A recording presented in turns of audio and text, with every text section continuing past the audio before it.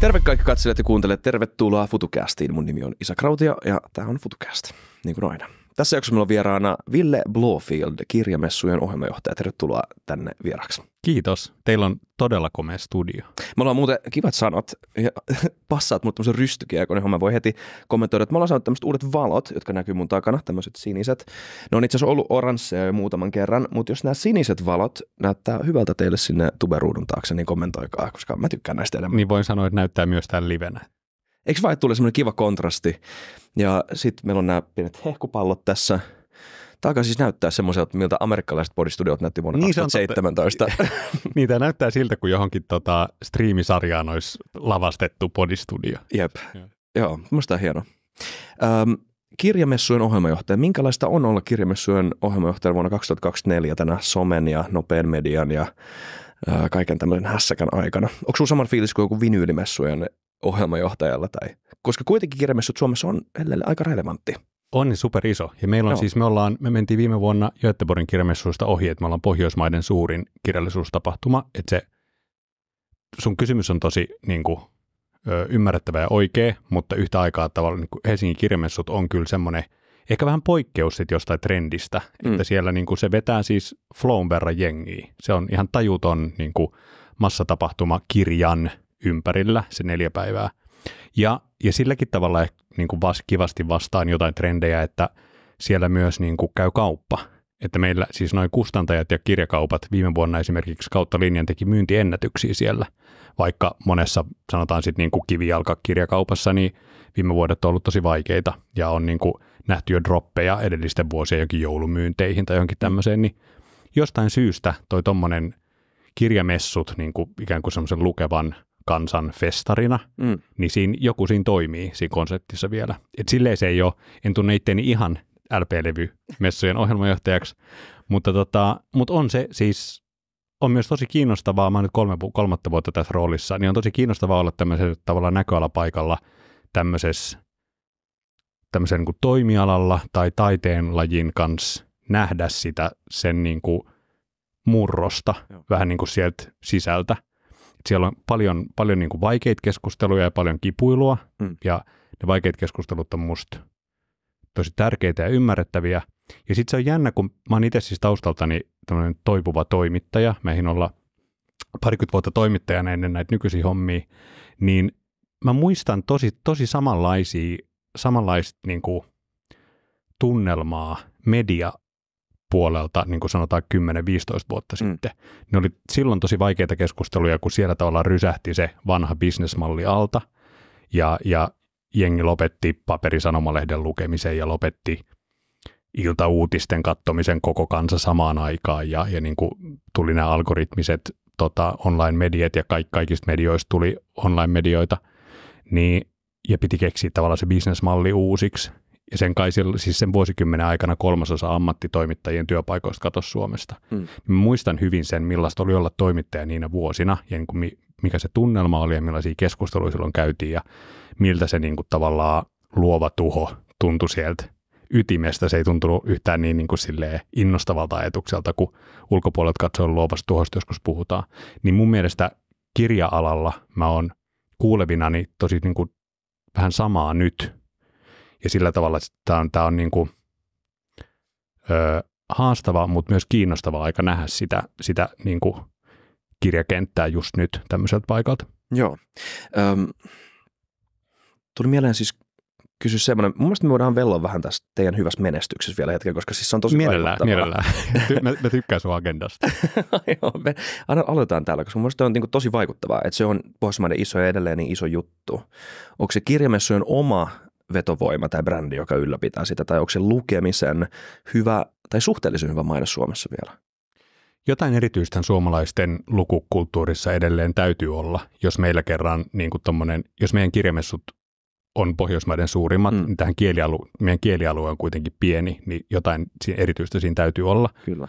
Helsingin kirjamessuja on myös kehitetty tosi taitavasti. Tämä on nyt 24. vuosi, ja siellä tehtiin semmoinen isompi niin kuin tavallaan freesaus sille koko tapahtumalle mun edeltäjän kaudella. Tuossa Ronja Salmi oli mua ennen ohjelmajohtajana, ja silloin 2018, about 2019, ne teki aika isoja muutoksia ja semmoista freesausta sen messujen niin kuin siinä koko konseptissa ja brändissä, ja se on mun mielestä yksi menestyksen tekijä, että ne on niin kuin onnistunut uudistamaan sitä, ja tavallaan niin kuin uudistamaan sillä tavalla riittävästi oikeissa kohdissa, että sitten kun joku tämmöinen, tässä me puhutaan painetun kirjan kaupasta ja painetun kirjan ympärille rakentuneesta tapahtumasta, niin siinähän voisi helposti käydä niin, että jos sen tavallaan sen tapahtumakonseptinkin antaisi vähän näin niin kuin silleen luupahtaa, niin sitten yhtäkkiä kävisikin niin, että oltaisiin tilanteessa, jossa sille pitäisi tehdä tosi dramaattisesti jotain. Niin ne oli taitavasti osas niin kuin tavallaan uudistaa sitä just oikein verran oikeassa vaiheessa, mutta niin, että ne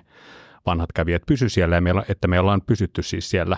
Itse asiassa mun edeltäjän kaudella tehtiin vielä niin kuin meidänkin kävijäennätyksiä korkeampi kävijäennätys Helsingin kirjamessuilla, että se jotenkin, että on varmaan tavallaan sun kysymykseen on niin kuin kaksiosainen vastaus, että toisaalta kyllä niin kuin maailmalla on menestyneitä kirjamessuja, että jotain siinä semmoisessa, että sitten kun ihmisillä on intohimoinen suhde lukemiseen, niin ne dikkaa kyllä tulla niin kuin tapahtumiin kohkaamaan niistä kirjoista muiden lukijoiden kanssa ja kohtaamaan niitä kirjailijoita. Ne kirjailijat on vetovoimaisia tähtiä. Mutta sitten se toinen osa sitä vastausta on kyllä se, että selvästi Helsingin kirjamessuilla on osattu tehdä jotain oikein. Joo. Puhuit siitä, että siellä käy kauppa hyvin. Luuletko sä, että ihmiset lukee oikeasti ne kirjat, mitä ne ostaa, tai onko ne vaan semmoisia ylemmän keskiluokan sisustusobjekteja nykyään? Hyvä kysymys. Kyllä mä ehkä kuitenkin taipuisin vastaamaan, että veikkaisin, että enemmän lukee kuin ei lue, koska kirja alkaa olla aika ihan kohtuullinen investointi. Että siis uusi kirja maksaa 2,30. Ja meidän kirjamessuilla kävijät ostaa keskimäärin yli 4 kirjaa. Joo. Kyllä mä itse pidän kyllä omilla rahoilla ostamieni kirjoja sellaisena investointina, että kyllä mä ainakin ne avaan. Kyllä, joo, ne kannattaa avata, suosittelen myös. Myönnän kyllä, että mulla on myös niitä sisustuselementeiksi päätyneitä kotona. Mutta niin yleisempi kysymys lukemisesta. Oletko sä semmoinen, joka on pessimistinen lukemisen tulevaisuuden suhteen, tai näet sä, että tämä on luonnollista kehitystä ja että me ollaan korvattu jo lukeminen jollain muulla jutulla ja sun mielestä tulevaisuus on paljon valoisampi kuin ihmiset manailee joskus? Mä en osaa niin kuin isossa kuvassa olla pessimistinen, mutta musta on ilmiselvää, että se lukeminen kyllä niin kuin saa uusia muotoja. Ja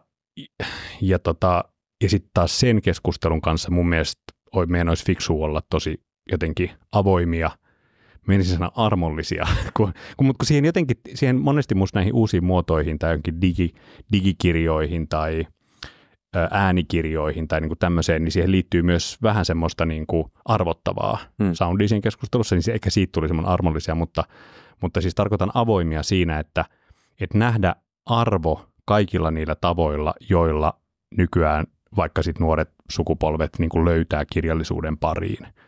Että sitten se on musta eri keskustelu ja tärkeä keskustelu se, että onko vaikka äänikirjabisneksessä se tulonjako reilu.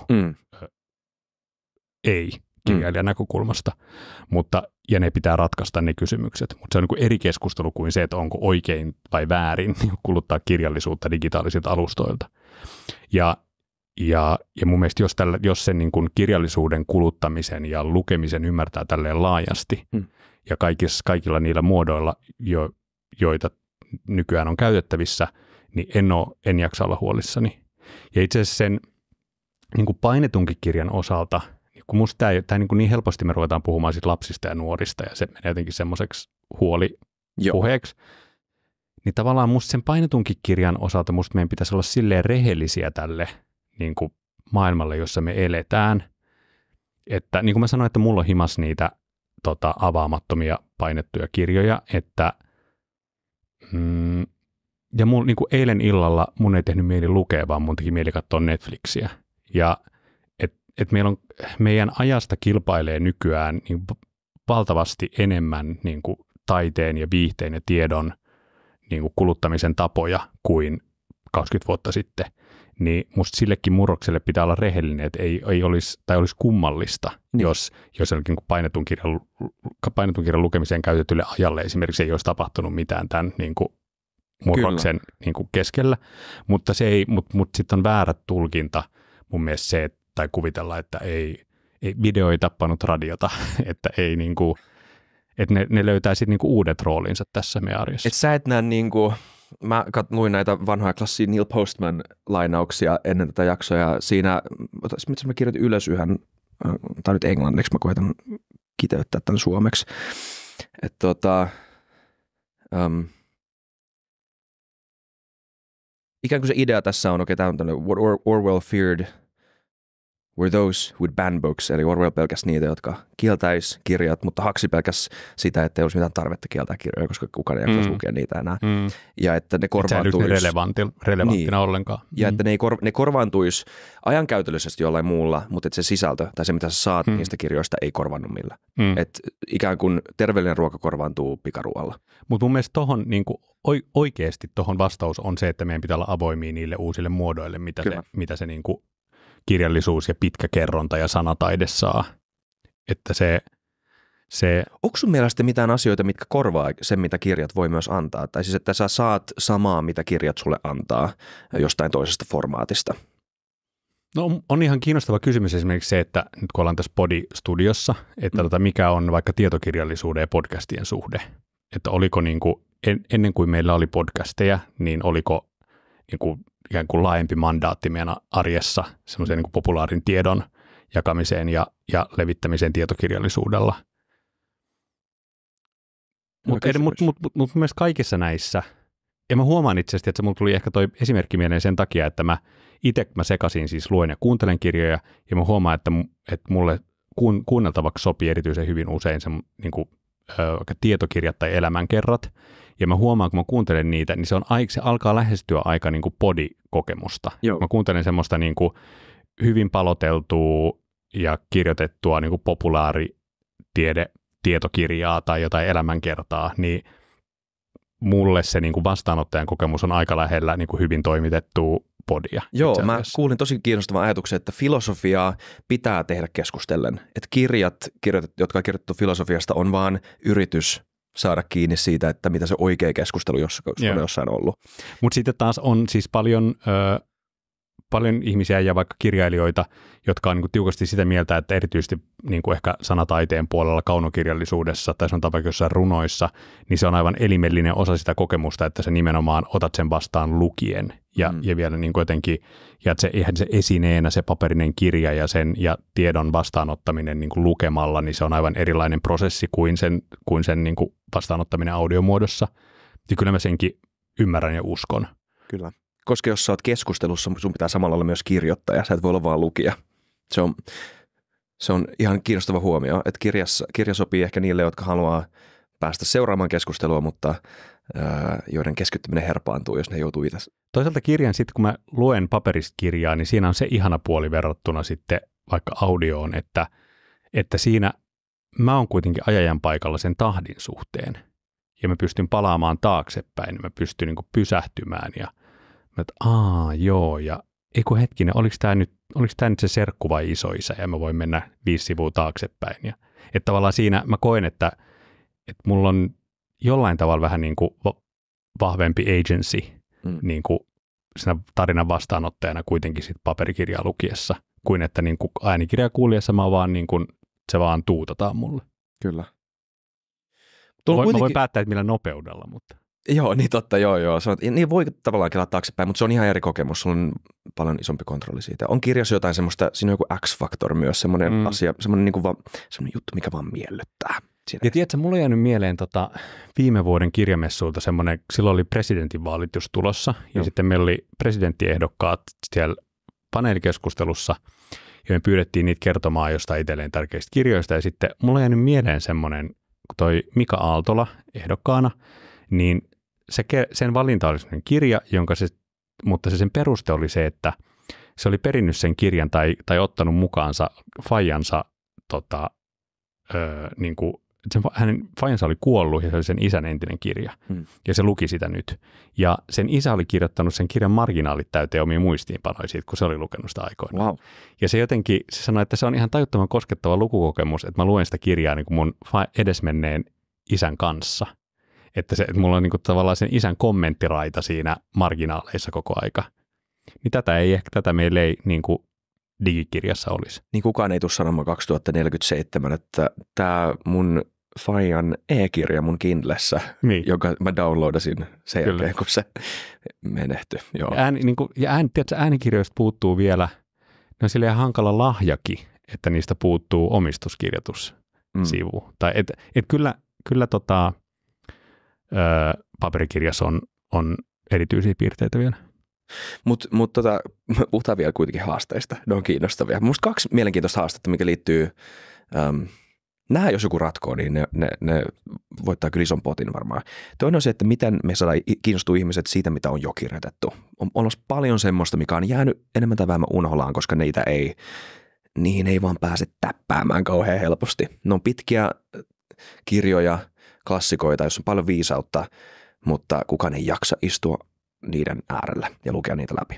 Ja niitä on niin monta myös. Mistä aloittaa? Tiedätkö, tuohon on kiinnostavasti tämä digikehitys ja vaikka ne äänikirjat, niin ne on palauttanut tavallaan, kustantamot kutsuu sitä backlistiksi, niin näitä puhutaan jo, että kirjan tavallaan se markkinakierto on liian nopea, että meillä on keväällä ilmestyy uutuudet ja sitten ne on syksyllä jo unohdettu ja sitten nyt kirjasyksy uutuudet, niistä puhutaan muutama kuukausi ja sitten ne on ensi vuonna unohdettu, niin itse asiassa vähän nurinkurisesti, niin äänikirjapalvelut on nostanut monia semmoisia niin kuin menneiden vuosien klassikkoja uudelleen suosituiksi, koska niitä on niin kuin ladattu sinne, siis niitä on tehty audioversioita vasta nyt, kun ne palvelut on tullut suosituiksi. Että semmoinen ehkä positiivinen kehitys niiden mukaan. Tämä on tosi positiivista, kyllä. Ja sitten mä tiedän myös tämmöisiä yrityksiä kuin Blinkist, saada ihmisiä kuluttamaan sitä nopeasti. Totta kai se on jollain tavalla kompromissi se formaatti, että sä kuulet ne lyhyessä versiossa, mutta on se nyt parempi kuin että ihmiset koskaan tutustuisi johonkin niin kuin tämmöisiin klassikoihin, mistä voi kuitenkin oppia jotain. Ja sitten toinen on just tämä, mistä sä puhuit. Miten me saadaan se business-malli kannattavaksi nykypäivänä, että meillä ei katoa kokonainen luokka ihmisiä yhteiskunnasta. Ja siinä on musta niinku ja se on just se tavallaan se luova tuho, mikä sieltä sit tuhon silmästä tuntuu myös tosi niin kuin, pelottavalta. Joo. Musta tulee siihen ainakin 2 näkökulmaa mieleen. Toinen on se, että mä jotenkin dikkaan siis nythän esimerkiksi suomalaiset kirjailijat on koonnut semmoista adressia, niin kuin kirjettä siitä, että miten tätä niin kuin tulonjakoa ja niin kuin suomalaiset kirjalainsäädäntöä pitäisi muuttaa, että tämä olisi reilumpi tämä tilanne.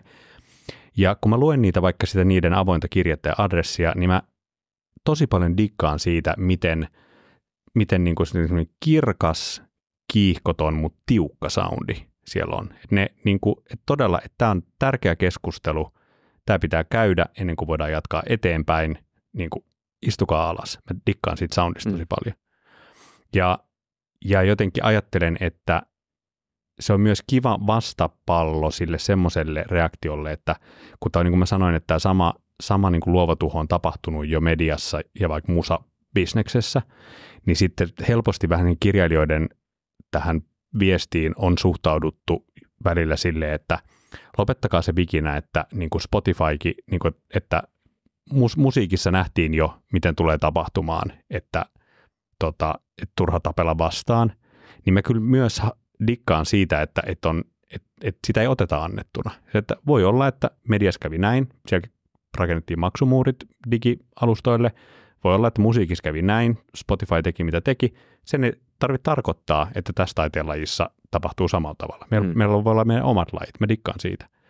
Mutta sitten se toinen näkökulma tuohon, mikä mulla kyllä tulee myös mieleen, ja ehkä siinä on se niin kuin entisen toimittajan näkökulma, että toisaalta, että nämä on kaikilla aloilla, vaikka näissä on hirveästi yhtäläisyyksiä tietenkin näissä murroksissa, niin ne vaikutukset ja ratkaisut on ollut vähän erilaisia. Ja niin kuin jonkunlainen uuden elämän muoto on löytynyt niin musassa kuin mediassa. Siellä on ollut häviäjiä ja voittajia ja voidaan hyvin käydä keskustelua siitä, että kuinka paljon meni pesuveden mukana ja miten sen olisi voinut tehdä reilummin. Mutta niin kuin mulle kuitenkin tuo toivoa se, että isossa kuvassa niin vaikka ammattijournalismi ei kadonnut, uusi musiikki ei kadonnut, että niin kuin mä luotan siihen, että kirjallisuudessakin löydetään se uusi asento. Se on vaan niin kuin, tavallaan se niin kuin tsunami on vielä päällä, niin mutta se löytyy se uusi asento. Ja sitten musta on hienoa, että nyt on niin kuin halua jotenkin silleen käydä tiukka keskustelu siitä, että miten se tehdään reilusti. Käydään sitä keskustelua vähän tässä. Haluatko lobbata vähän nykypäivän kirjailijoiden asemaa ja viestiä maailmalle tästä tsunamista? No niiden, mä en siis itse nyt juuri ole julkaiseva kirjailija, että mä en voi silleen puhua heidän puolestaan, mutta siis se iso kysymys on se, että kuunnellusta äänikirjasta kirjailija saa murto-osan siitä, mitä hän on saanut niin kuin korvauksena työstään painettujen kirjojen myynnistä tai kirjastokorvauksena silloin, kun kirjastosta lainattiin painettuja kirjoja. Tämä on vähän epäreilu kysymys, niin tarkka tilasto tai fakta, numeropohjainen. Enkä mä osaakaan sulle mennä numeroihin, mutta siis pointti on se, että jos mä kuuntelen, niin kuin mulla on äänikirjapalvelun kuukausitilaus, niin se on niin kuin se hintaluokkahan semmoista Spotifyn hintaluokkaa. Joo. Ja mulla on käytössä koko se kirjasto, kaikki ne backlistineen, mitä siellä on tarjolla. Versus se, me puhuttiin siitä, että kun me menisin ostamaan sen uuden suomalaisen kirjailijan uutuusteoksen kirjakaupasta, niin se maksaa yli 30. Niin, sä saat sitten 100 sivua sillä 8 eurolla. Niin se on, ja sitten kaiken lisäksi se niin kuin bisnesmalli on vielä sellainen, että se on siis todella ropoja, mitä siitä niin kuin äänikirjan kuuntelusta. Tätä mä olin kysymys, onko mitään haju siitä suhteesta? Koska mä näin jonkun taulukon, missä vertailtiin tätä nykypäivän alustataloutta ja miltä se näyttää sekä siis firman ja että sisällöntuottajan osalta. Ja yllättävin, ei itse asiassa edes niin yllättävä, mutta siis ei itse asiassa todellakaan yllättävä, mutta ylivoimainen ykkönen suhteessa, kuinka iso osa liikevaihdosta menee sisällöntuottajille, ylivoimainen ykkönen oli OnlyFans. Ylivoimainen ykkönen. Ja tienaa ihan järkyttäviä määriä. 10 miljoonia kuukaudessa puhutaan jotkut ihmiset. Mutta voisiko tuossa olla jotain semmoista, menemättä nyt haluamatta tehdä enempää vertailua näiden sisällöntuottajien kesken, mutta siis ehkä niin kuin joku selitys saattaisi olla se, että toi OnlyFans-maailma, niin se on tavallaan niin kuin, ne alustat on syntynyt niin, että ne on ollut vallakkaammassa asemassa, ne sisällön tuottajat, kun niitä on kehitetty niitä palveluita, versus että nämä tavallaan kirjallisuus on vanha taiteenlaji, joka on, niin kuin kokee nyt sitten tämän digitalisaation mukana tulevan luovan tuhon, ja sen, niin kuin, sen täytyy vaan jotenkin mukautua siihen. Kyllä. Ja sitten siinä on epäreilusti käynyt niin, että ne kirjailijat, joka on siis se ydin tavallaan, se taiteilija, jonka ajattelusta se syntyy, se koko niin kuin, ei ole olemassa koko kirjallisuutta tai kirjailmaista kirjailijan taiteellista työtä, niin se onkin jäänyt sen polun niin kuin jonon viimeiseksi. Mä en tiedä sun vastauksesta, mutta mun mielestä tämä on tosi hyvä kysymys, eikö vaan? Mun mielestä tässä on jotain, joka varmaan selittää molempien asemaa, ja mä nyt tässä haastattelun aikana alan miettimään sitä vastausta ehkä. Mutta mun mielestä on mielenkiintoinen kysymys. On, jo vaikka varoisin kyllä nyt sitten semmoisia statementteja, että mitä kirjailijat voisivat oppia OnlyFans-taiteilijoilta. Ehkä haluan pitää ne kuitenkin niin kuin selvästi erillään. Kyllä. Mutta niin kuin tavallaan se voi olla, että sä oikeasti osut johonkin siinä, että toi kertoo siitä, että niin kuin miten jaetaan niin kuin ne marmorikuulat silloin, kun se niin kuin sisällön tuottaja on ollut siinä niin kuin sen murroksen ajurina ja ytimessä versus, että kirjallisuudessa jotenkin tuntuu siltä, että se ajuri on muualla. Ja ne on ollut nämä niin kuin uudet kuuntelun muodot ja digitaaliset innovaatiot ja sitten kustantamot, jotka on tehnyt sopimuksia näiden kirjailijoiden puolesta ja sitten se kirjailija on jäänyt sinne jonon viimeiseksi. Kyllä, joo. Varmasti kertoo jotain niin kuin vanhemman bisnesmallin valtasuhteista ja kertoo jotain uudesta alustatalouden dynamiikasta myös, jotain kiinnostavaa varmasti. Mutta on se varmaan, mun täytyy tietysti Helsingin kirjamessujen ohjelmajohtajana olla varovainen lausuntoja, kustantamoista, mutta siis mä oon itse aikoinaan julkaissut joitain tietokirjoja toimittajana, niin tavallaan niin mä ajattelen, että ei siinä ehkä ole sit mitään uutta siinä, että kyllä mä silloin koin kirjailijana, että se valtasuhde sen kustantajan kanssa oli sillä tavalla aika selvä, ja mä luulen, että monelle vaikka esikoiskirjailijalle niin se on juuri niin, että se että on niin harvinaista saada kirjansa julkaistuksi. Se on iso, niin kuin, siinä on paljon valtaa siinä päätöksessä, kun kustantamo päättää julkaista teoksen, niin ei mulla esimerkiksi ollut niin kuin kuvitelmaa siitä, että mä olisin voinut jotenkin sanella ehtoja sille, että minkälaisen kustannussopimuksen mä silloin tein, vaan mä olin vaan kiitollinen siitä, että mun kirja julkaistiin.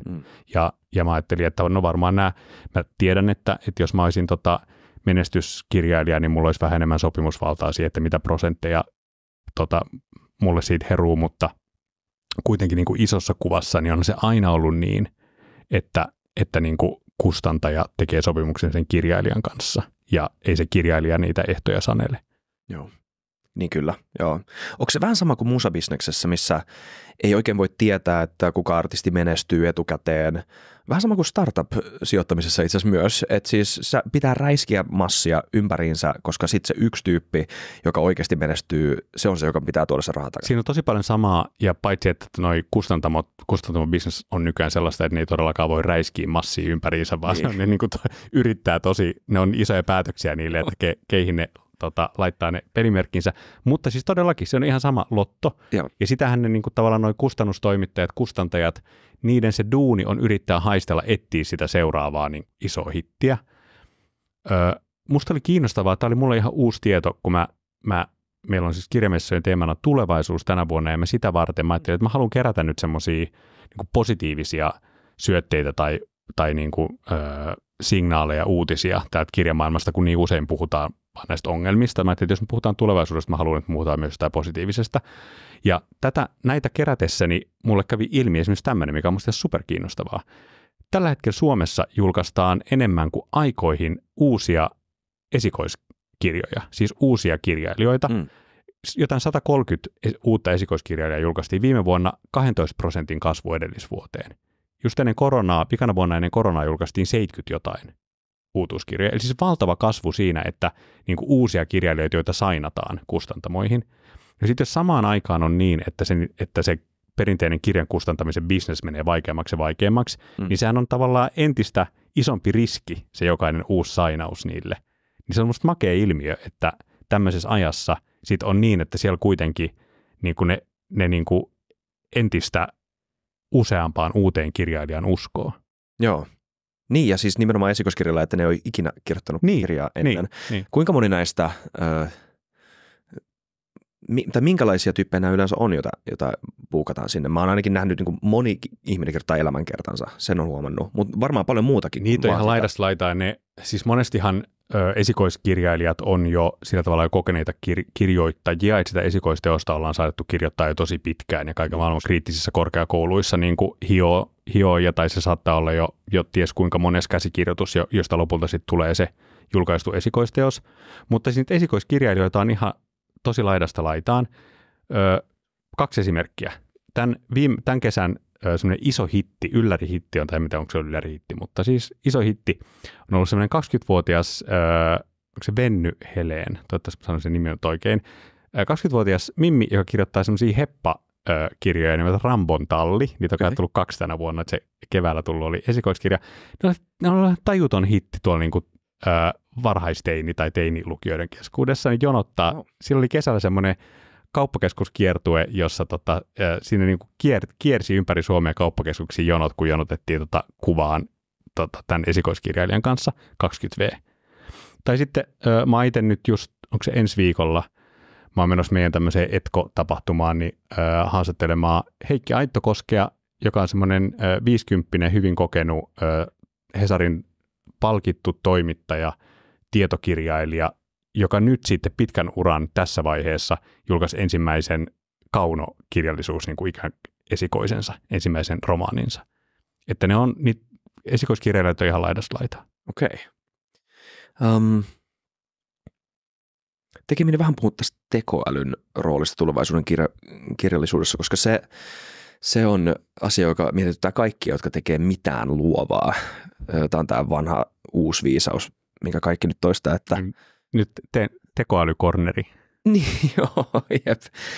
Mutta en mä tiedä siis, kaikki nämä uudet tekoälymallit, mitä on tullut, niin yhtään niistä mä en välittömästi, tai yhdestäkään niistä mä en välittömästi huolissani, siis minkään kokonaisen luokan tai tai ammatin siis korvaajana luovilla aloilla vielä. Mutta se voi olla, että sä et näe vielä sitä, mihin niillä tullaan pystymään. Musta oli hyvä vertaus mun aiheessa paljon syvemmällä oleva frendi sanoi just, että sen mielestä tekoälykeskustelu nyt tuntuu siltä kuin Ysärillä me puhuttiin netistä niin, että se tavallaan ne ekat hakukoneet ja jotkut niin kuin sähköpostit oli meillä käytössä 90-luvun lopulla, ja sitten me niin kuin kuviteltiin sitä, että mitä kaikkea sillä tietoverkolla voisi tulevaisuudessa saada. Että ajattelisit, kun kaikkien maailman yliopistojen kaikki tieto on siellä samassa tietoverkossa, mä voin sitä hakea, mutta me ei nähty niin kuin Amazonia tai me ei nähty Airbnbtä.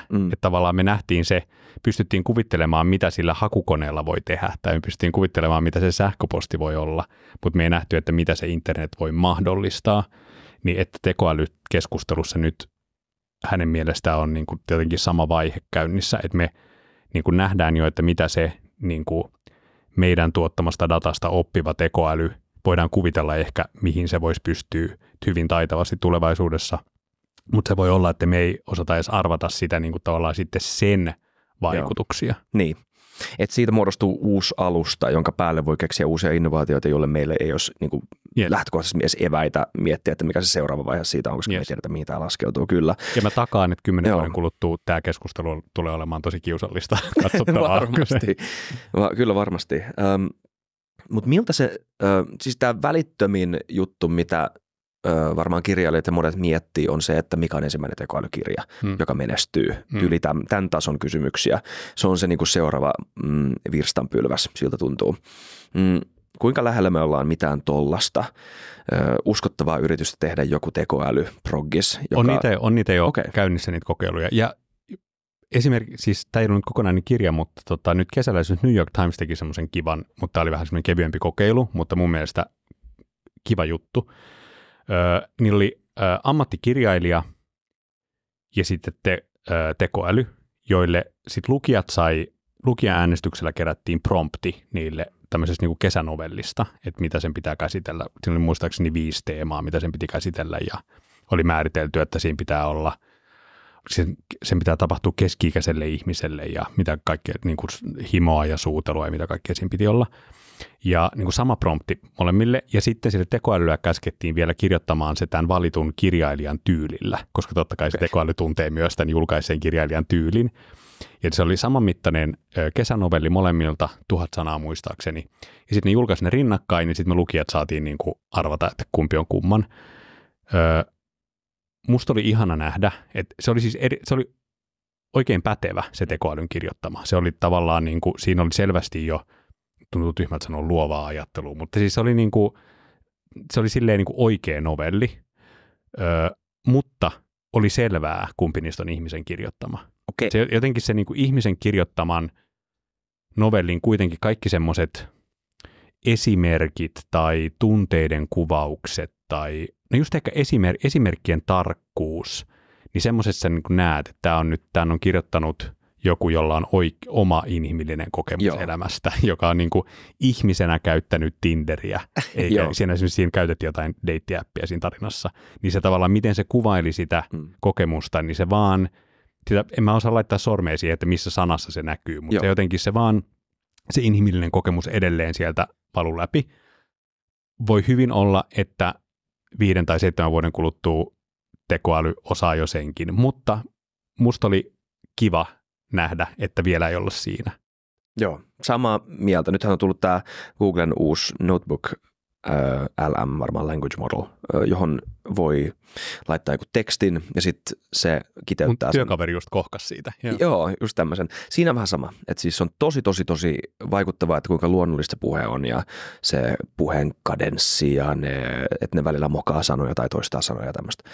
Mutta siinä on jotain edelleen, joka saa ihmiset tajumaan aika nopeasti, että okei, tässä on jotain off. Tiedätkö, mulla tulee tuosta mieleen, tästä puhuttiin mun yksi suosikki kirjallisuuspodcasteista on Sivumennen, jos suomalainen, jossa ne puhuu just aitoudesta ja siitä, että niin kuin tekstissäkin esimerkiksi, että niin kuin hyvä teksti tuntuu jotenkin aidolta, vähän semmoisella niin kuin jollain mystisellä tavalla, ja sitten on vaikea selittää, että mitä se aitous on, mutta se voi olla semmoinen niin kuin lajityypillinen asia meille, vähän niin kuin, tai semmoinen niin kuin syvä, tiedätkö, perusasia ihmiselle, että vähän niin kuin me tunnistetaan niin mädäntynyt ruoka, että se niin kuin, mä vaan joku siinä maussa tai hajus kertoo meille, että tämä on nyt off, niin joku niin kuin toisen ihmisen aitous Niin samanlainen. Vähän niin kuin vaistomaisesti pyritä koko ajan luomaan jotain mielenteoriaa toisistamme, että kukakohan tämä tyyppi on, jolla me just nyt juttelen ja mitäkään se ajattelee ja tuntee. Mä koko ajan yritän tässä aavistaa, että kuinka kriittiseksi sä oot vielä menossa. Joo, kyllä. Eikö vaan? Ja koko ajan sä niin kuin aistit tietämättä jo sitä, että millä energialla mä tuun tähän tilanteeseen ja näin. Sitten jos sitä fiilistä ylipäätään ei ole siellä löydettävissä, vaan se tyyppi, joka sulle puhuu, yrittää parhaalla mahdollisella tavalla simuloida sitä, niin emme tiedä, voiko sitä simulaatio tehdä niin täydellisesti. Varmasti voi. Kyllähän se varmaan teoriassa pystyy tekemään niin täydellisesti, että sillä ei ole mitään merkitystä, että siellä taustalla ei ole mitään. Mutta toi on mun mielestä kiinnostava kysymys, että pitääkö siellä olla jotain, jotta se fiilis välittyy. Kyllä. Sen sitten tavallaan semmoinen helppo ajatus mun mielestä on, että okei, että hyväksytään, että tämmöinen niin kuin romaanitaide tai runous tai joku tämmöinen, että se vielä vaatii sen inhimillisen niin kuin kosketuksen siihen, mutta että okei, että siis tietokirjallisuus ensimmäisenä menee, niin enpä olisi siitäkään niin varma. Kun tavallaan juuri tästä syystä, mistä me nyt puhutaan tässä, että sitten se tekoälyn kirjoittama tietokirja talvisodan taisteluista, niin sehän on varmaan siis faktaton just eikä prikulleen, ja se on niin kuin semmoinen kirjanmittainen Wikipedia-artikkeli, mutta ei se ole hyvä tietokirja. Siitäkin puuttuu. Tämä on niin kuin hyvässä tietokirjassakin on se niin kuin ikään kuin ihmisen katse ja inhimillinen kosketus.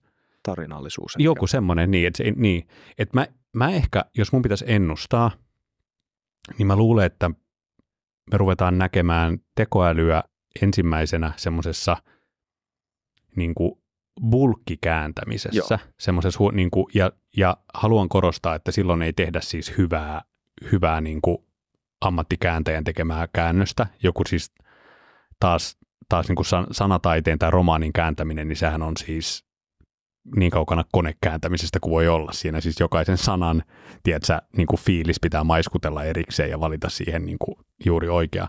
Mutta semmoisessa bulkkikääntämisessä, niin voisin kuvitella, että tekoäly ainakin kokeillaan niin kuin ensimmäisten joukossa tästä kirjalliselta kentältä.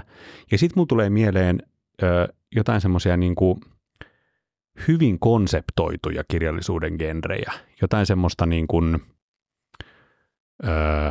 olisiko jotain, tiedätkö, keittokirjoja tai käsityökirjoja tai hyvin semmoista niin kuin tiukasti konseptiin perustuvaa lastenkirjaa vaikka, niin, joka siis ei, lastenkirjallisuudessakin on niin valtava spektri sitä, mutta siis, että on myös olemassa semmoista lastenkirjallisuutta, jossa se, niin kuin, se on se 18 Paw Patrol-kirja ei merkittävästi ero 17 Paw Patrol-kirjasta.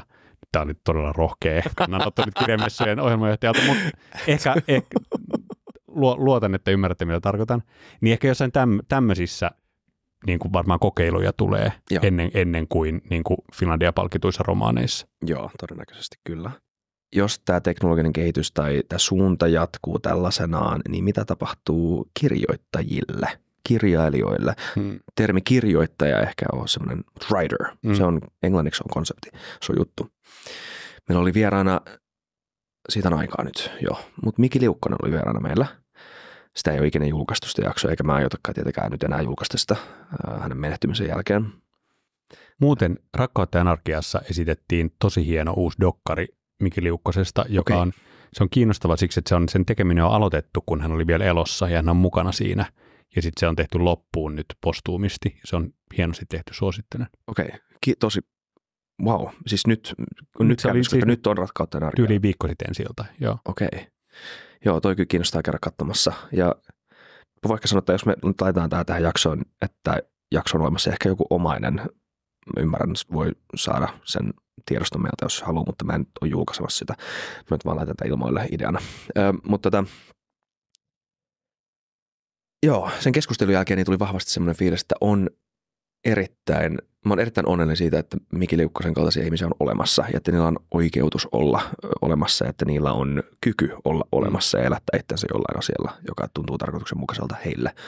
Ja että se jotenkin, näin ei varmasti ole, että jos teknologia kehittyy, niin Miki Liukkosen kaltaiset tyypit tai ylipäätään kirjoittajat, oli sitten non-fiction tai fiction kirjoittajia, että he katoisi täysin. Totta kai muunlaisia ihmisiä, jotka tekee muunlaisia juttuja, mutta vähän samanlaisella asenteella ja mielenmaisemalla ja eetoksella. Semmoisia varmasti syntyy, mutta mitä jos ei? Siis oikeastaan niin kuin tosta syystä mun mielestä se keskustelu siitä kirjailijoiden ansainnasta on niin keskeinen, että me menetetään ihan hirveästi, jos tavallaan vain sellainen kirjailija, joka pystyy niin kuin taatusti tuottamaan myyntimenestyksiä, niin pystyy elämään sillä kirjoittamisellaan. Ja niin ylipäätään ne on harvassa jo niin kuin tällä kielialueella nykypäivänä. Että siis niin kuin yhteiskunta ja kielikulttuuriin kuuluu se, että me pidetään huoli siitä, että on ikään kuin sitä, on apurahoja ja on niin kuin bufferia sille, että taiteilijalla on happea kirjoittaa ja kokeilla ja hakea, ja musta siihen kuuluu epäonnistuakin välillä. Mutta sitä tilaa ikään kuin sille taiteelliselle työlle niin ei ole, jos se ajetaan se ammatti sellaiseen nurkkaan, jossa sun on vaan niin kuin ennakoitava se niin kuin hittidekkari ja tuutattava semmoisia putkeen, jotta sillä työllä voisi elää. Se on karmea dystopia semmoinen maailma. Et siksi on niin kuin fiksu ja niin kuin nyt käytävä keskustelu se, että miten niin kuin kaikilla alustoilla se tulonjako on reilu kaikille osapuolille. Ihan samalla tavalla siis siinä on kyse myös niin kustantamoiden niin kuin, elintilasta, että niin kuin kaikkien osapuolien sen koko ekosysteemin pitää toimia, jotta kirjoilla on duunia. Mutta sitten se rinnalla siis ei vain yksin riitä, että niin kuin nykytilassakin tai 15 vuotta sittenkin, 25 vuotta sittenkin, niin Suomessa oli kuitenkin pieni joukko kirjailijoita, jotka elää vain sillä. Elää vain niin kuin niillä kirjoistaan tulevilla tuloilla. Että sivistysvaltio rahoittaa taiteilijoiden työtä myös esimerkiksi apurahajärjestelmillä. Tai sivistysvaltiossa niin kuin tuetaan taiteellista työtä esimerkiksi apurahajärjestelmillä. Ja kaikilla mahdollisilla muilla keinoilla. Ja nämä, niin kuin meidän pitää huoli siitä, että joku ensinnäkin niin kuin, tämmöiset niin kuin kansantalouteen liittyvät säästötalkoot tai sitten niin kuin digitalisaation mukana tulevat niin kuin bisnesmallien muutokset, että siinä menee sitten sen pesuveden mukana menee tosi isoja asioita, jos me menetetään ne mikiliukkoset semmoisten murrosten mukana. Niin kyllä. Joo, siis, mutta voimat, joita vastaan taistellaan, on tosi isoja ja niilläkin on omia tosi hyviä argumentteja, niin tämä on tosi hankala asia. Mutta se ihan pelle idea, että jossain tulevaisuudessa joku tuleva Miki Liukkonen pienellä kirjaimilla joku kirjailija tekisi jotain muuta, tai että siihen niin kuin duunin ohelle tulisi jotain, mikä muodostuisi luonnolliseksi osaksi sitä. Mutta kirjailijat tekee nyt jo jotain muuta. On niin kuin mä sanoin, että paljon muuta. Niin että siis se on pieni joukko kirjailijoista, jotka elää yksin sillä kirjoittajan työllä. Ja sitten on paljon kirjailijoita, jotka ei se ole oikea kuva kirjailijoista, että ne olisi vain niin kuin siilipuolustuksessa siellä niin kuin vänisisi kaikkea tätä kehitystä vastaan, vaan on paljon kirjailijoita, jotka on kiinnostuneita näistä niin kuin uusista mahdollisuuksista ja on halunnut vaikka olla kehittämässä sitä audiokerrontaa ja kirjoittanut teoksiaan niin kuin ensisijaisesti audiomuotoinen näiden äänikirjapalveluiden kanssa yhdessä kehittänyt sitä taidemuotoa. No sitten nyt yhtäkkiä musta tuntuu, että nämä kirjailijat on nyt vähän mälsässä välikädessä jotenkin tässä keskustelussa, kun nyt tuntuu, että onko ne antanut niin kuin pikkurilliä jotenkin niin kuin väärään suuntaan, kun tässä on ajauduttu tämmöisiin poteroihin. Et siksi niin kuin kaikista näistä syistä musta olisi hienoa, että se niin kuin systeemitason ratkaisut saataisiin sellaisiksi, että myös nämä taiteilijat, niillä olisi niin kuin tavallaan taloudelliset edellytykset ja niin kuin fiksua myös osallistua sen oman taidemuotonsa kehittämiseen. Joo. Niin kyllä, joo, mielellään eläisin semmoisessa paikassa, missä olisi kukoistava tämmöinen laji. Ja myös, että sillä olisi sosiaalista hyväksyntää paljon laajemmassa. Et välillä onhan se tosi, mun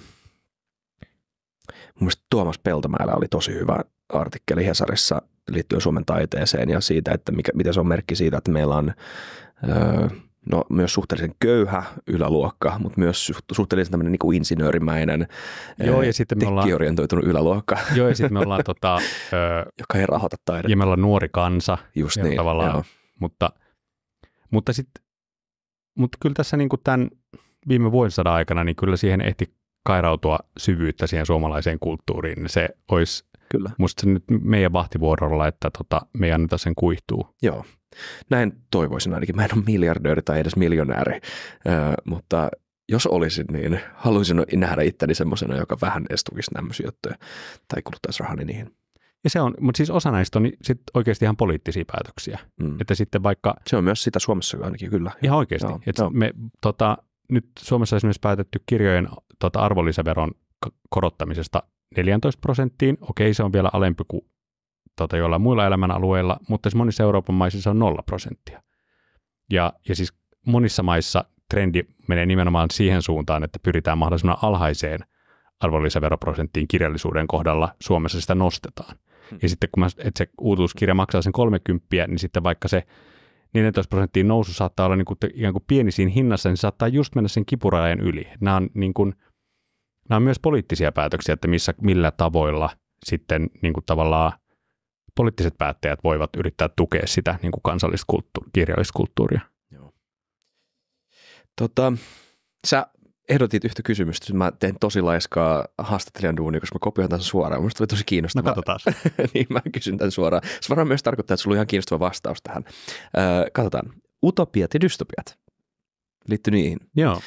Kiinnostaa, sulla on kuitenkin niin kuin uniikki ikkuna tietylle alalle, jossa ihmiset kirjoittaa ajatuksistaan ja mielikuvituksestaan ja ihmiset ostaa niitä, koska heitä kiinnostaa jonkun toisen ihmisen mielikuvitus ja ajatukset. Mitkä ajatukset kiinnostaa? Mitkä mielikuvitukset kiinnostaa ihmisiä enemmän, utoppiset vai dystooppiset? Tämä on aivan superkiehtova. Olipa erittäin kysymys. Ei, mutta mä mietin tänä vuonna tätä paljon, kun me valittiin tämä tulevaisuusteema. Tietysti käynyt paljon keskusteluja ja niin kuin tutustunut tähän niin kuin tulevaisuudesta kirjoittamiseen. Ja siinähän voi ajatella, että siinä on niin kuin nämä kaksi niin kuin ikään kuin päävirtaa. Että kun se tulevaisuutta kuvitellaan, niin me joko niin kuin kuvitellaan, niin kaikki menee päin helvettiä ja niin kuin ahdistavaksi, tai sitten me kuvitellaan niin kuin mahdollinen maailma, joka voisi olla niin kuin utopia. Mä just mietin kahta kirjaa rinnakkain. Toinen on Mika Malirannan niin kuin ekonomistin teos, jos se ennustaa Suomen lähitulevaisuutta ja ennustaa, että Suomella on edessä mahtava tulevaisuus. Hänellä on semmoinen hunchi, että nyt niin kuin nihkeät vuodet on ohi ja seuraavat niin kuin muutamat vuodet tästä niin uusia Nokioita syntyy kuin sieniä sateella. Et sitten se argumentoi siinä kirjassaan tämän niin kuin ennustuksensa. Sitten fiktion puolelta Linnea Kuuluvaisen semmoinen yksi tämän vuoden puheenaihekirjoista ollut Metsän peitto nimeltään, joka on siis fiktiotarina, joka sijoittuu, onko se 2080-luvulle ehkä Suomeen. Ja siinä on käynyt niin, että niin kuin metsä on hyökännyt takaisin. Että tavallaan kun tarpeeksi kauan ihminen on alistanut luontoa, niin sitten metsälle riitti ja se on hyökännyt takaisin ja se on vallannut tilaa ja ihmiset on ajettu niin kuin pakoon ja tämmöisiin reservaatteihin ja metsä hallitsee Suomea. Ja se on selvästi niin kuin, se on esimerkki tämmöisestä niin kuin, ikään kuin dystooppisesta niin kuin tulevaisuuden kuvasta. Tässä on kaksi eri strategiaa ikään kuin, että Maliranta tarjoaa tämmöisen niin kuin optimistisen kuvan, jota kohti me voitaisiin mennä. Ja ehkä hänen ajatuksenaan on, että lopettakaa se surkuttelu, meille käy hyvin, nyt vaan niin kuin tästä näitä askelmerkkejä myöten. Sitten mä tulkitsen Kuuluvaista niin, että ehkä se hänenkin dystopiansa, tavallaan se eetos siellä takana, tai se tavoite on kuitenkin hakea positiivista muutosta. Et dystopioitahan kirjoitetaan, jotta niin kuin näytettäisiin tässä hetkessä tai lähitulevaisuudessa olevia niin. Virheitä, kyllä, joita me voimme tehdä toisin. Et miten me päästäisiin tasapainoon luonnon kanssa. Niin, ja tuolla sä vihjaat, että harvoin löytyy kirjoja utopioista tai dystopioista, jonka taka-ajatus on täysin nihilistinen tai vastoin tosi niin sitä mä niin ajattelin, tai mä päädyin just sen Kuuluvaisen kohdalla niin päädyin miettimään sitä näitä kahta vertaillessa tosi erilaista kirjaa jotenkin niin kuin pyöritellessä, tai itse asiassa me yhden työkaverin kanssa keskusteltiin näistä, niin jotenkin päädyin ajattelemaan sitä, että usein sen dystopiankin kuitenkin ehkä se motiivi on, niin kuin, jos ei optimistinen, niin ainakin niin kuin positiivista muutosta hakemaan. Joo, johonkin se osuu. Mä en tiedä, mikä se sana on, mutta johonkin se kurottaa johonkin samanlaiseen. Vaikka se tunne ehkä on, välitön tunne ehkä on eri. Totta kai se alkaa pelottaa, jos kuulet kirjan siitä, että miten metsä valtaa sun kodin. Se ei kuulosta kauhean kivalta, vaikka metsä on kiva paikka. Stay off my lawn, Forest. Mutta mind your own business. Mind your own business, Forest. Mutta kuten sanoit, niin varmasti sitä ihmistä motivoi, sitä ostopäätöstä motivoi huoli tulevasta, mutta motivoiko sitä kunnianhimo tai toivo siitä, että asiat voisi olla eri tavalla? Mitä sä luulet? Tai kutkuttaako se jotain semmoista fiilistä, että okei, mulla on pelkoja, tämä kirja vahvistaa nämä mun pelot. Se onhan tuntuu turvalliselta. Kyllä mä tunnistan vaikka itsestäni tommosen, että sitten, että jos on niinku pelkoja, epävarmuuksia, traumoja, niin kyllähän siis hyvä kirjallisuus myös, niin kuin se on myös tyydyttävää, että se niin kuin oikein osuu niihin. Ja niin kuin jotenkin hullu. Tarkasti. Ja nämä on just niitä inhimillisiä kokemuksia tavallaan, mitä ehkä se tekoäly ei osaisi löytää niitä mun haavoja yhtä tarkasti kuin toinen ihminen osaa. Semmoinen musta kiinnostava, kun mä oon näistä tulevaisuudesta kirjoittamisesta sit puhunut nyt kirjailijoiden kanssa, niin musta on kiinnostavaa, että useamman kanssa me ollaan päädytty sitten puhua historiasta. Ja ne esimerkiksi on esimerkiksi Skifi-kirjailija Hannu Rajaniemi, joka on tulossa kanssa, asuu Jenkeissä Piilaaksossa, mutta on tulossa kirjamessuille nyt, niin se sanoi, että hänen mielestään niin kuin historiasta kirjoittaminen ja tulevaisuudesta kirjoittaminen on tosi samanlaista sikäli, että ne on molemmat spekulaatiota. Että on ihan relevantti kysymys, että kummasta me tiedetään enemmän. Niin kuin meillä on se Wikipedia-artikkeli siitä Raatteentien taistelusta, mutta kun sinä ja minä sitä mietitään, niin se on spekulaatiota. Me kuvitellaan, mitä siellä on tapahtunut. Ja itse asiassa onko meillä siitä hirveästi paljon enempää työkaluja sen kuvittelemiseen kuin tulevaisuuden kuvittelemiseen. Se oli musta jotenkin, siinä on jotain. Hyvä kysymys. Niin, siinä on jotain musta kiehtovaa. Koska ne hajut on kadonnut, ne äänet on kadonnut. Se inhimillinen kokemus on kadonnut, tai se on siinä Väinö Linnan romaanissa, mutta erittäin kiinnostava kysymys. Yeah. Koska kyllähän, mä en nyt tiedä Väinö Linnasta, mutta mut tulee taas mieleen se filosofia. Se esimerkki, jonka mä kuulin alussa, että itse asiassa keskustelu on filosofian ydintä, eikä filosofian kirjoittaminen. Yeah. Musta oli tosi kiinnostava ajatus. Ja siinäkin pitää aika usein muistaa, jos lukee jotain Platonia, hän kukaan oikeasti lukisi jotain Platonia koskaan, paitsi jotkut ihmiset joskus, mutta harvoin. Mun kummilapsi harrastaa Platonin lukemista. Mahtavaa. Taputukset hänelle. Eikä. Joo. Kyllä mä sitä muutamana päivänä mun elämässä mä oon myös tehnyt sitä. Se on itse asiassa oikeasti kiinnostavaa, en halua vähätellä todellakaan sitä. Mutta kyllä niitäkin lukiessa tulee väliin mieleen se, että kyllä tätä on vähän väritetty. Että kyllä mä mieluummin näkisin sen oikein keskustelun, johon tämä perustuu. Joo. Ja sitten, kunhan myös niin, että kyllähän vaikka kaunokirjallisuuden, no sä puhut nyt filosofiasta, mutta kun sitten muhun osuu vaikka, mä tykkään historiallisesta fiktiosta tai semmoinen niin kuin joku semmoinen oikealla tavalla kirjoitettu, tiedätkö, 100 vuoden takaiset traagiset ihmiskohtalot, niin osuu muhun, niin todellakin se on väritettyä. Siis sehän on siis niin kuin, kun joku kertomus tehdään taiteeksi, kyllä, niin siinä siis niin kuin, kaikki tapahtuu yhden viikonlopun aikana ja niin kaikki tapahtuu sille yhdelle ihmiselle. Tai sitten itse asiassa on se toinen genre, jos mä dikkaan kyllä ihan hulluna myös, musta, josta leffa-esimerkki on sen Linklaterin Boyhood. Joo. Tai sitten sieltä tehtiin jotain 100 vuotta. Just niin. Joo. Ja sitten kirjaesimerkki on semmoinen kirja kuin Stoner, joka on vain yhden ihmisen elämä syntymästä kuolemaan. Ja sen Stonerin elämässä ei tapahdu juuri mitään erikoista. Se taitaa olla aviokriisi jossain kohtaa, mutta se on hyvin tavallinen elämä. Mä muistan, kun mä luin sen loppuun sen kirjan jollain lennolla, ja mä siinä lentokoneessa itkin niin kuin posket märkänä, ja se oli vaan kuolivuoteellaan se tavallisen elämän elänyt ihminen. Niin mä luulen, että siinä Boyhoodissa ja siinä Stonerissa, niin niistä taas mua koskettaa just se, että se ei ole mitenkään pakattua, ja siinä ei ole draaman kaarta, ja siinä ei ole niin kuin highlightteja, vaan se tuntuu, siinä on taas se tuntuu niin kuin ihmiselle tunnistettavalta siksi, että se on sellaista elämä. Niin. Vaude. Stoner, kuka sen on kirjoittanut? John Williams, onkohan mä vielä väärin? Kirjoitan ylös ton, toi kuulostaa kiinnostavaa. Onko pitkä kirja? No semmoinen tavallinen. Joo, John Williams. John Williams. Se oli jännä kirja, se on jo joskus vuosikymmeniä sitten julkaistu, mutta se niin kuin löydettiin uudestaan nyt ehkä 10 vuotta sitten, ja siitä tuli niin kuin maailman menestys tämän uuden löydön myötä. Mä muistan, kun mä siinä lennon luin sitä ja itkin, ja mun vieressä istui joku sellainen bisnesmies, joka niin koko sen lennon ajassa katsomaan sivusilmänä, että mitä tuossa tapahtuu. Toi. Mitä sä sanoit sillä? Ei meillä ollut mitään kontaktia, mä vaan niin kuin häpesin kyyneliäni sen koko lennon ajan. Jos kykenee itkemään kirjan tarinalle lopussa, niin mä ottaisin sen sulkana hatussa.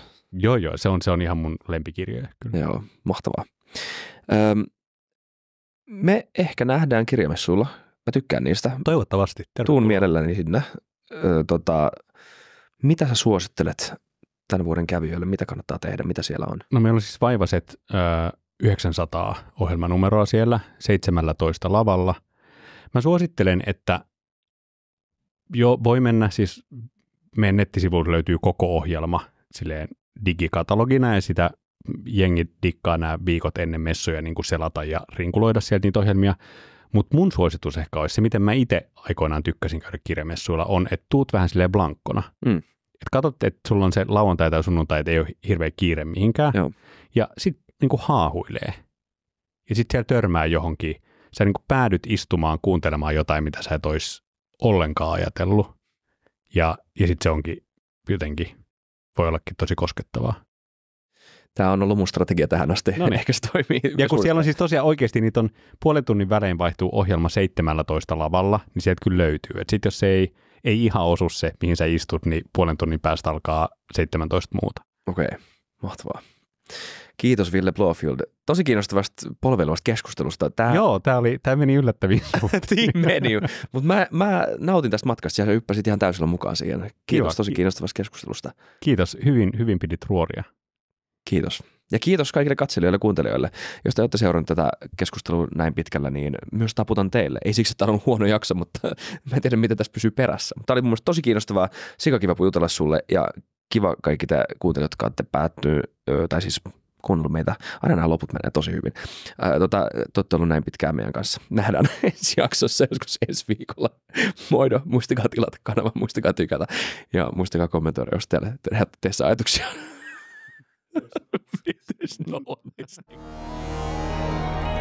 Tämän podcastin tuotti Munk Studios.